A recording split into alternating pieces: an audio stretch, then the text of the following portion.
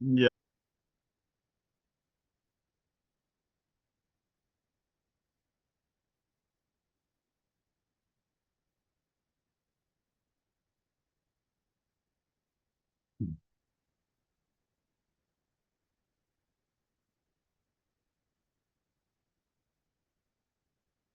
Eh, bien,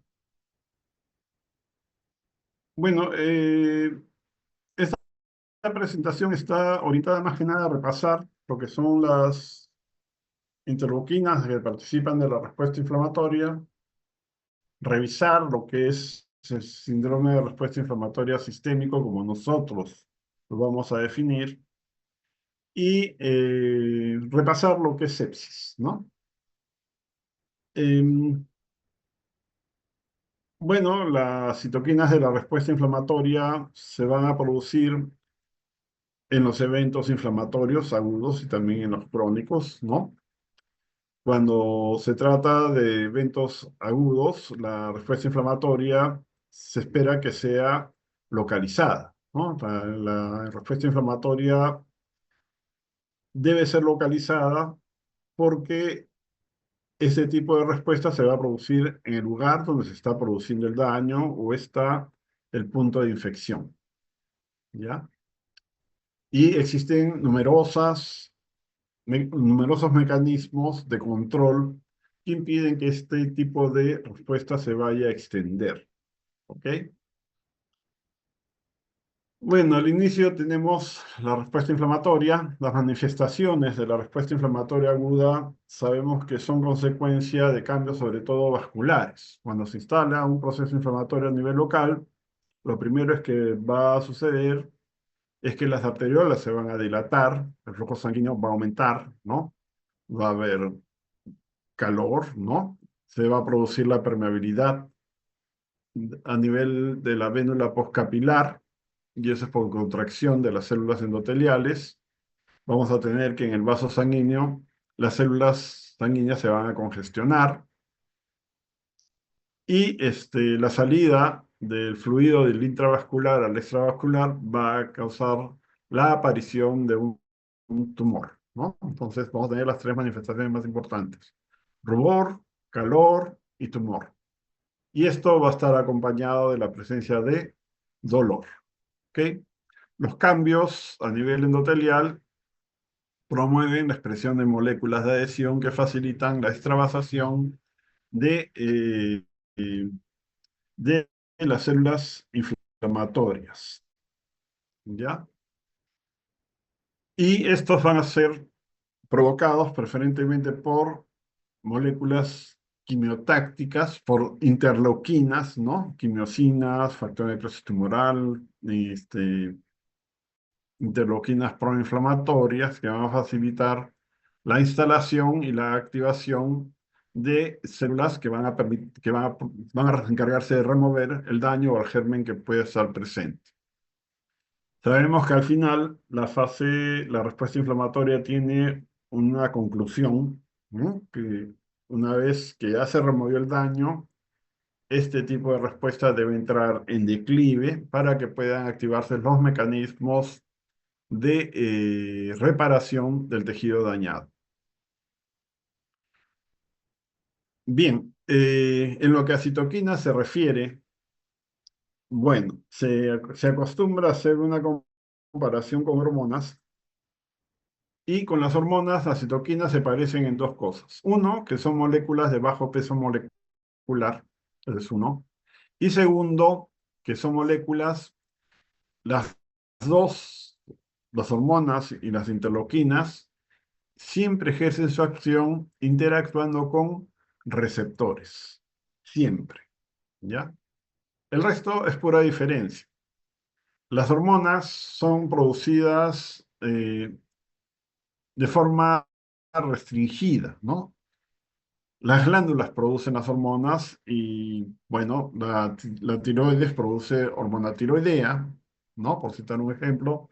En cambio, las interleuquinas pueden ser producidas por varios grupos celulares, ¿no? La interleuquina 1, el macrófago, el polimorfo nuclear, las células endoteliales, los queratinocitos, etcétera. O sea, las interleuquinas poseen varias fuentes. Las hormonas no, solamente la glándula que la produce, ¿ya? Otra característica que tienen las citoquinas es que su producción es consecuencia de la presencia de alguna señal activadora. En la gran mayoría de los casos, estas moléculas no se almacenan, son producidas solamente cuando existe algún tipo de estímulo. En cambio, las hormonas no. Las hormonas tienen ciclos de producción. A lo largo del día sabemos que existen ciclos circadianos y en el caso de la mujer, por ejemplo, la producción hormonal se va a dar al cabo de semanas, ¿no? Lo que corresponde al ciclo menstrual. Este, Otra característica que tienen las citoquinas es su acción redundante. O sea, diferentes interleuquinas tienen los mismos efectos, ¿no? Por ejemplo, el factor de necrosis tumoral induce la aparición de fiebre, la interleuquina 1 también. El factor de necrosis tumoral promueve la producción de proteínas de fase aguda por los hepatocitos. La interleuquina 6 y la interleuquina 1 también, ¿no? Esos son efectos redundantes, ¿ya? Son efectos redundantes que es bastante común entre las interleuquinas. En cambio, en las hormonas, estos efectos casi no se ven. Bueno, en cuanto a su rol, las interleuquinas tienen un rol muy importante en lo que son las respuestas de tipo inflamatorio, ¿no? Ya hemos visto que promueven la generación de infiltrados, tienen que ver con los procesos de diferenciación celular para la activación sobre todo de los linfocitos T, ¿no? A las subpoblaciones efectoras, promueven la expresión de moléculas de adhesión, etcétera. Todo lo que hemos venido revisando y protegen al organismo de dos maneras, mediante la respuesta inflamatoria y, e induciendo el estado antiviral. ¿Ok? En cambio, las hormonas más tienen que ver con los procesos de homeostasia, ¿no? De homeostasia del organismo y de mantener el equilibrio, ¿no? De la función celular de forma sistémica, ¿ya? Bueno, entonces en la tabla tenemos la mayor parte de lo que ya les comenté, los sitios de producción, ¿no? Numerosos en las citoquinas, restringidos en las hormonas.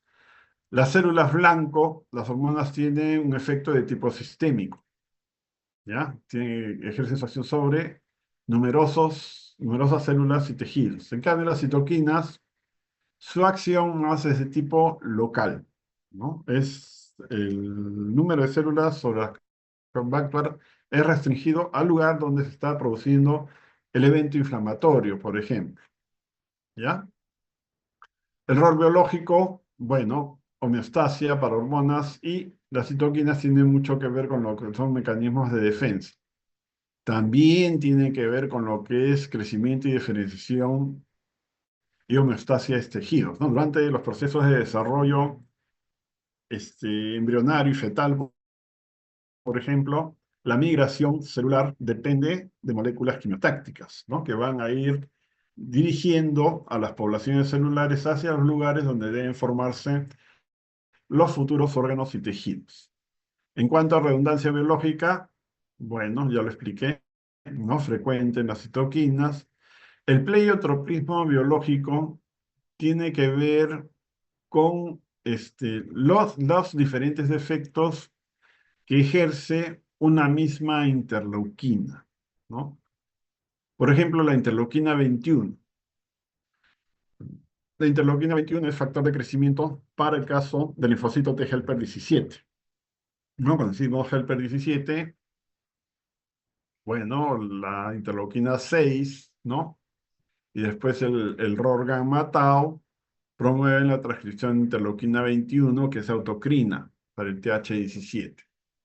La interleuquina 21 también promueve la formación de linfocitos T helper foliculares, ¿no? La interleuquina 21 interviene en los procesos de activación y mantenimiento de la población de linfocitos B.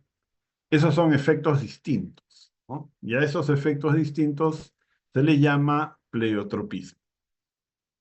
La concentración en sangre de las hormonas es alta, siempre se pueden medir. En cambio, en el caso de las citoquinas es baja porque depende de que estas moléculas puedan ser producidas por las células activadas, ¿no? Una vez que cesa la señalización, la producción de la citoquina termina.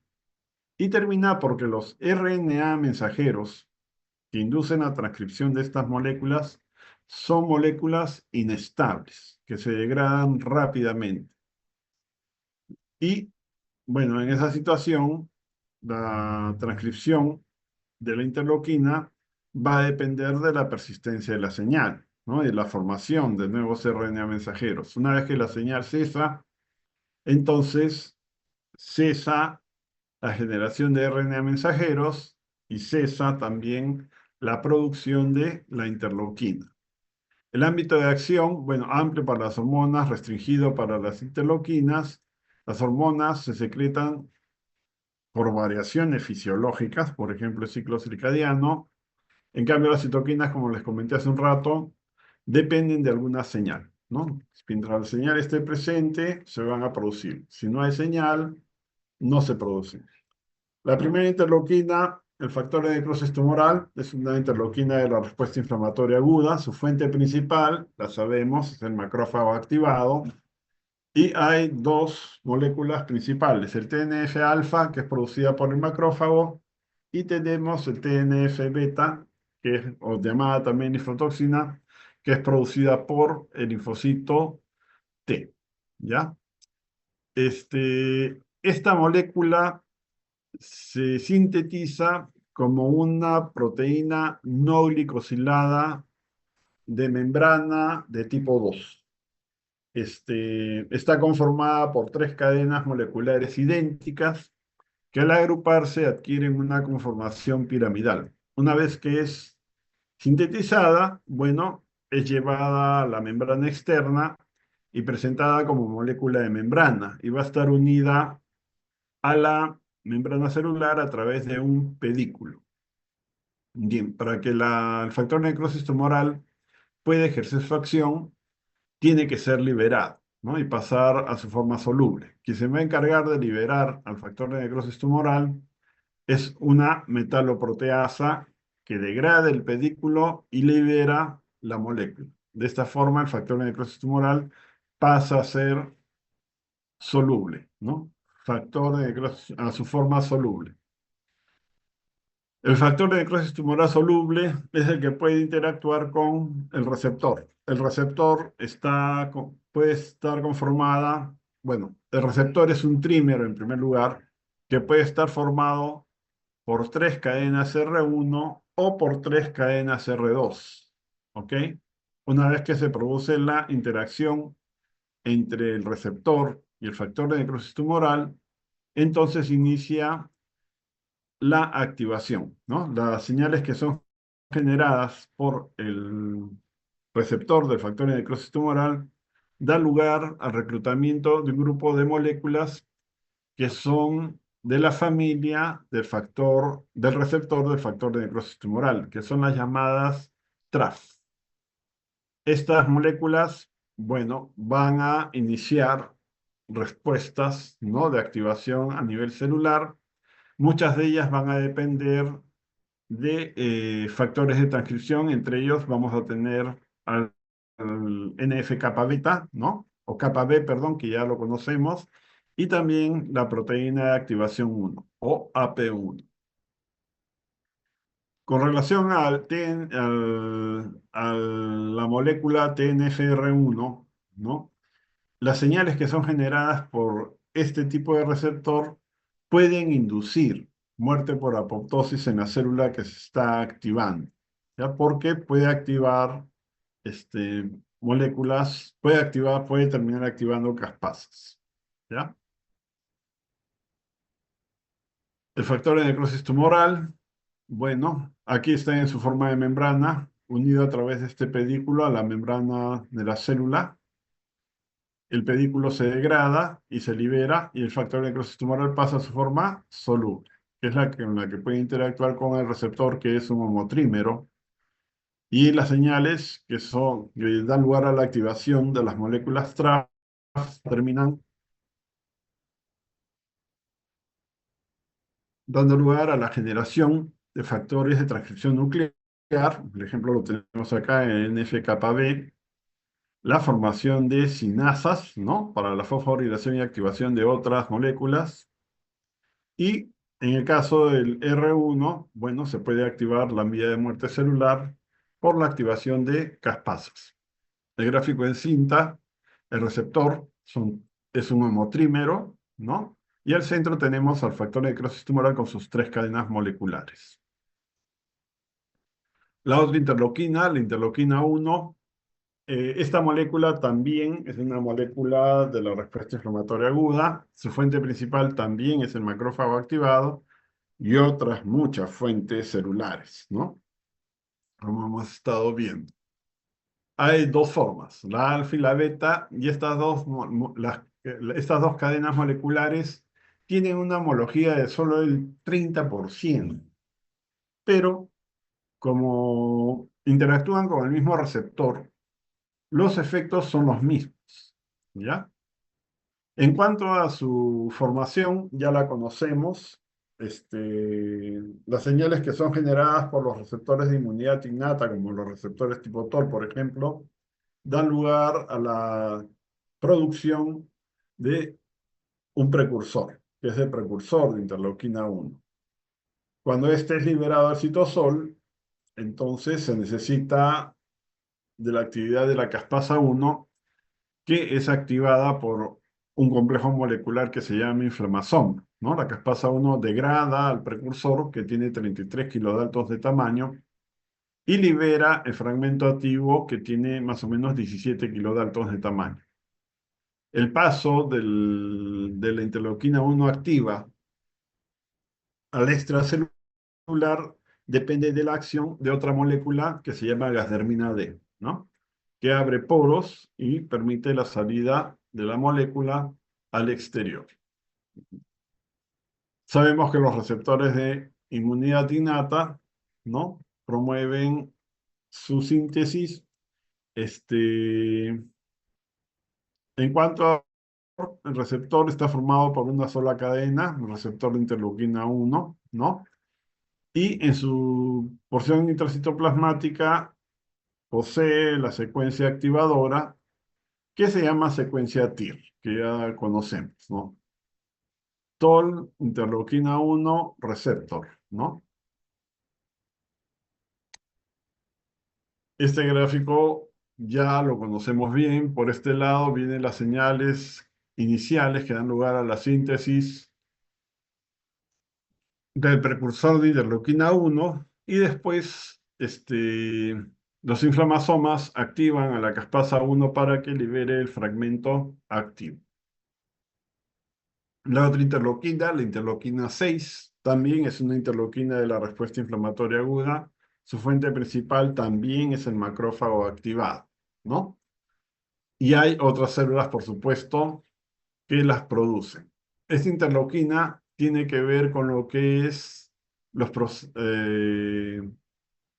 instalación de neutrofilia en los pacientes, ¿ya? Porque actúa sobre la médula ósea promoviendo la producción de factor estimulante de colonias de granulocitos, que es lo mismo que hace la interleuquina 17, ¿ya? Y sabemos que junto con la interleuquina 1 promueve la expresión en el linfocito T virgen del factor del factor de transcripción nuclear STAT3, ¿no? Que tiene que ver con la diferenciación TH17. Hay varias fuentes celulares, ¿no? No me voy a detener en eso. La molécula es un homodímero y pertenece a las interleuquinas de tipo 1. Bueno, al igual que el factor de necrosis tumoral y la interleuquina 1, esta molécula promueve la producción de proteínas de fase aguda por el hepatocito, ¿no? Particularmente fibrinógeno, ¿ya? Y es una interleuquina importante para lo que es la patogenia de la artritis reumatoidea. La interleuquina 6 Bueno, es un homodímero. Otra interleuquina, la interleuquina 12, también la conocemos. Su fuente principal, el macrófago activado, también lo producen las células dendríticas y es una interleuquina muy importante para inducir la diferenciación Helper-1, ¿no? Una vez que se une a su receptor, activa el factor de transcripción nuclear STAT4, ¿ya? Las fuentes principales, además del macrófago, bueno, perdón, una de sus acciones más importantes tiene que ver con inducir la producción de interferón gamma en células como la natural killer, en la inmunidad innata las natural killer, en las células linfoides innatas de grupo 1, y en la inmunidad adaptativa promueve la producción de interferón gamma por parte de los linfocitos de helper 1. ¿Ok?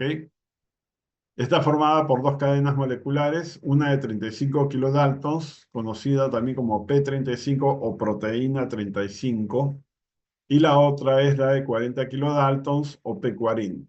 ¿Ya? El último segmento, la P40, también forma parte de la interleuquina 23, ¿no? La interleuquina 23 la vimos al momento de revisar TH17, y esta interleuquina que es producida por la célula dendrítica durante la diferenciación TH17 es la que va a inducir el compromiso de linaje. Bien, bueno, se va a producir como consecuencia de la señalización de receptores de inmunidad innata, ¿ya? El receptor tiene dos cadenas, beta 1 y beta 2, ¿no? Y la señalización es a través de la molécula STAT4, como lo mencioné hace un momento. La interleuquina 12 con sus dos cadenas moleculares, la P35 y la P40. Otra interleuquina, la interleuquina 15. Esta interleuquina es un factor de crecimiento para las células linfoides innatas de grupo 1, células natural killer y también los linfocitos T, los CD8. ¿Ya? Los CD8. Este tiene varias fuentes celulares. La principal va a ser los macrófagos, ¿no? Es una interleuquina que está eh, pertenece podemos clasificarla dentro de lo que son interleuquinas de la inmunidad innata, y esta interleuquina es homóloga a la interleuquina 2. Tiene la particularidad de que en el ganglio linfático, esta interleuquina puede encontrarse asociada a una cadena de receptor, que es la cadena alfa de receptor de interleuquina 15. La idea sería que este complejo que ya está armado interactúe directamente con las otras dos cadenas que forman parte del receptor, que son las cadenas beta-gamma, para activar con más eficiencia a las poblaciones de células que puedan encontrarse cercanas, ¿no? Esto pasa solo en el ganglio linfático, ¿ya? Entre ellas a las células natural killer. Bien, como les decía, esta interleuquina tiene que ver con lo que es la supervivencia de linfocitos de las natural killer y los linfocitos TCD8, los de memoria.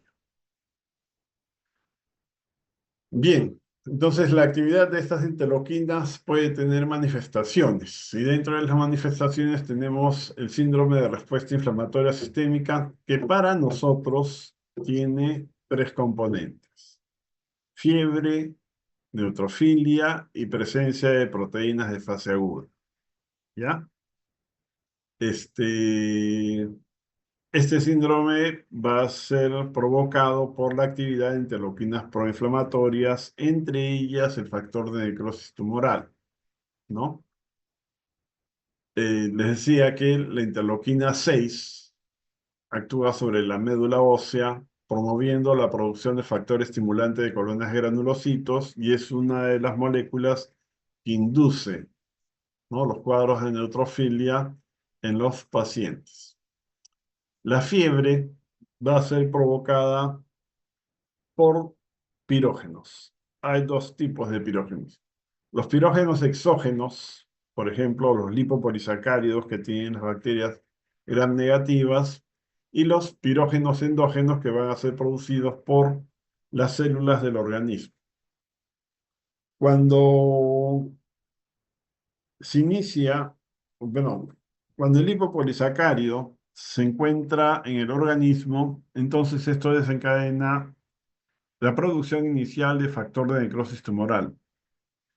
Si el evento inflamatorio alcanza una intensidad moderada, entonces los niveles de factor de necrosis tumoral pueden llegar a ser suficientes para terminar haciendo efecto en el hipotálamo. Y en el hipotálamo, el factor de necrosis tumoral se va a asociar, ¿no?, al receptor que expresa la célula endotelial del capilar hipotalámico. ¿Ya? La célula endotelial se va a activar, va a comenzar a degradar lípidos de membrana y va a comenzar a producir prostaglandinas. Las prostaglandinas van a inducir el incremento de la temperatura corporal, fiebre, ¿no? La aspirina, por ejemplo, es capaz de regular la presencia de fiebre porque bloquea la actividad de la ciclooxigenasa que es necesaria para la producción de prostaglandinas. ¿Ok? Bueno, a nivel del hígado vamos a tener la producción de proteínas de fase aguda, ¿no? Proteínas C reactivas, fibrinógeno, moléculas de complemento, amiloide sérico A.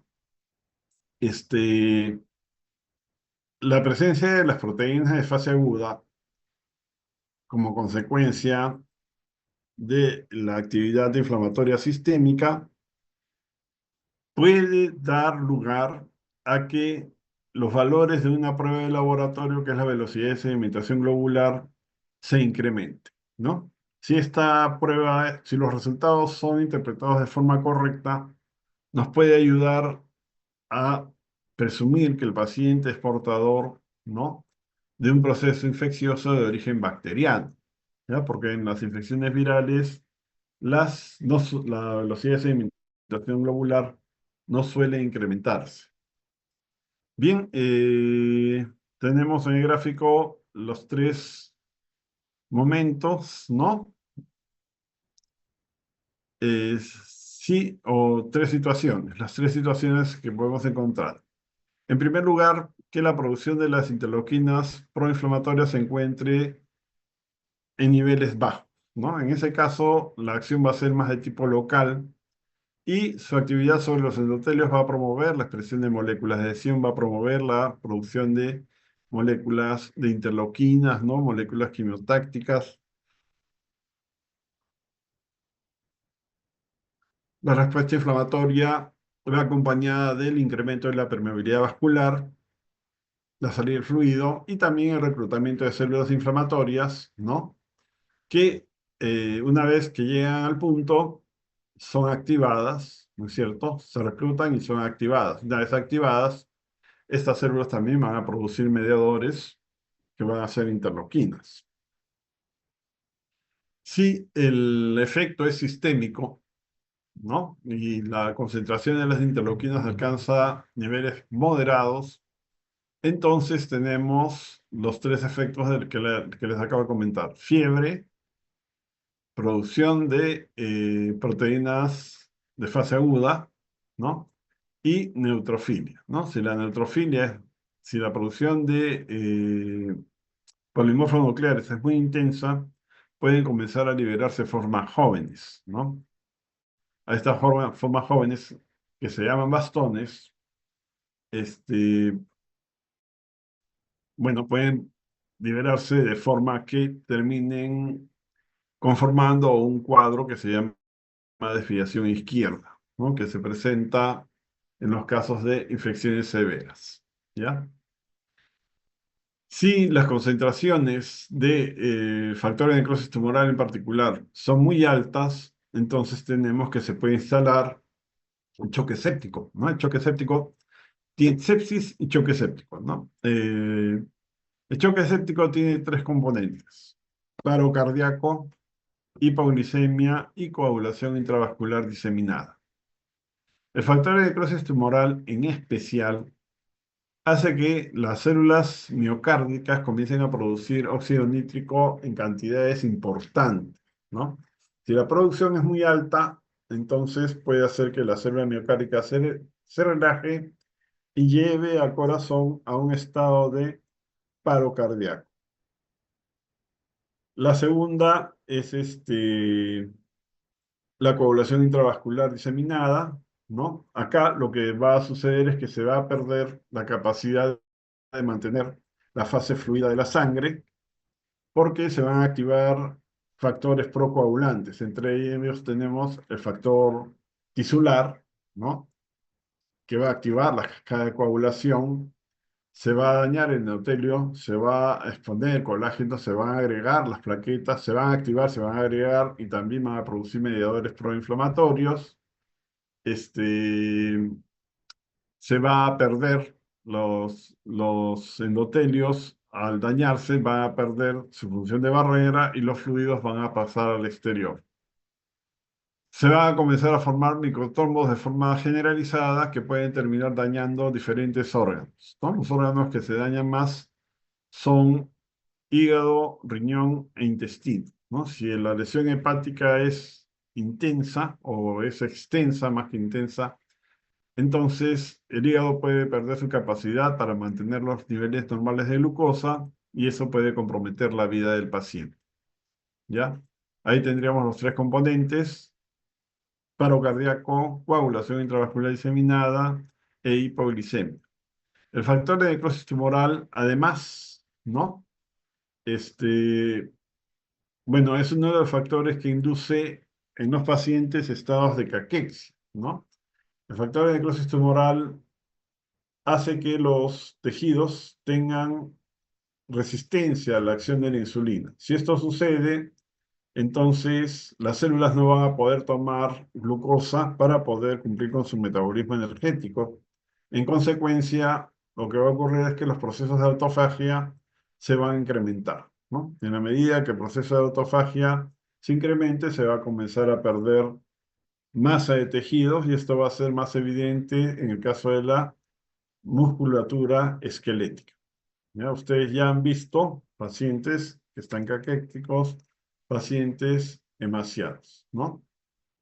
El daño que produce la sepsis a nivel de pulmón va acompañada de lesión del endotelio de los capilares pulmonares. Los endotelios capilares pulmonares van a perder su función de barrera y el fluido del intravascular va a pasar al parénquima pulmonar, donde se va a instalar un cuadro que se llama distrés respiratorio, ¿no? El fluido que pasa al espacio aéreo impide que el paciente pueda ventilar de forma adecuada, ¿ya?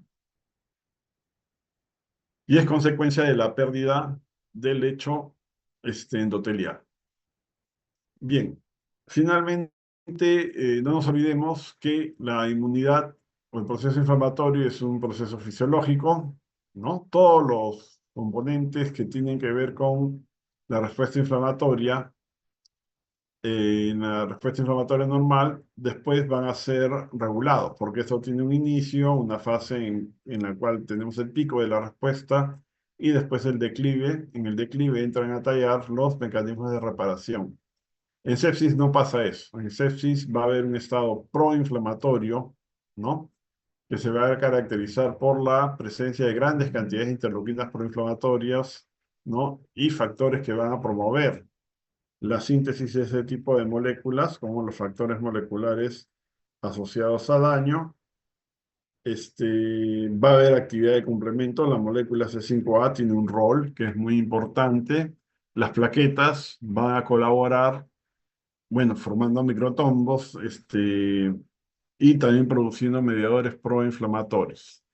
Este estado puede después eh, pasar a otro que es el de inmunosupresión profunda, que se caracteriza por la muerte masiva de las células inmunes, ¿no? En el caso de los linfocitos T, pueden suceder dos cosas: que al momento de activarse, se activan en un perfil helper 2, ¿no? O un perfil regulador. Los linfocitos T también van a tener esta expresión de agotamiento, tanto los CD4 como los CD8. Y eso va a impedir que estas células puedan ejercer una acción de protección efectiva.